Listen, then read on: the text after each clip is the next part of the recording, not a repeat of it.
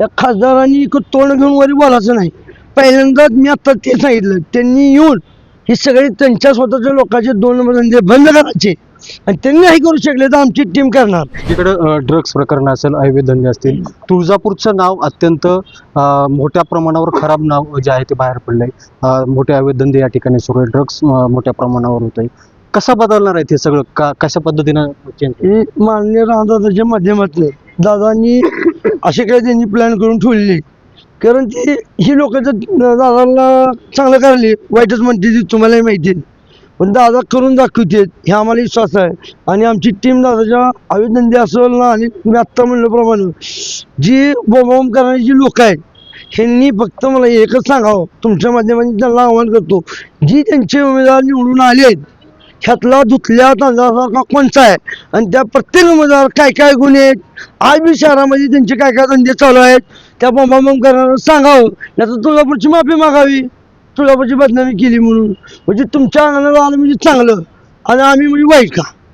तुम्ही त्याचा का विचार करून खोटं का बोलता लोकांना? ती बी लोकांना जनतेसमोर सांगा. मग तुमचा एखादा कान पिळका सांगा. आमच्या सोबत एकटेच पेटू दिसला, बाकीचे काही निवडून आले दुसऱ्या जर घेतलं त्याची त्यांनी माहिती द्यावी आणि तुम्ही त्यांच्याकडून घ्यावी अशी माझी तुम्हाला विनंती. अवैध धंदे तुम्ही आहे म्हणता, कबूल करता.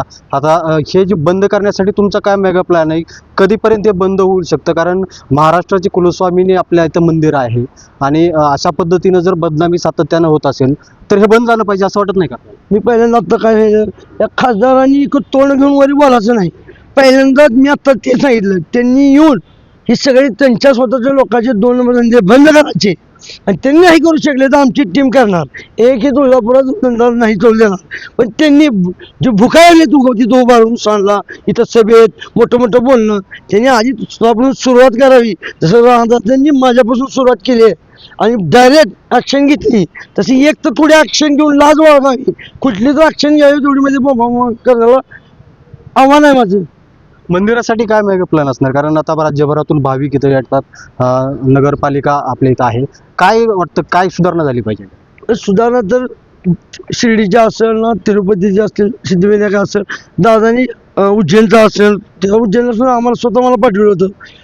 त्या पद्धतीनंच ब्ल्यूप्रिंट दादानी केलेली. प्रत्येक ठिकाणच्या चांगल्या चांगल्या गोष्टी नागरिकांना इथं चांगल्या सुविधा मिळाव्या, भाविकांना, व्यापाऱ्यांना आणि येणाऱ्या युवक पिढीला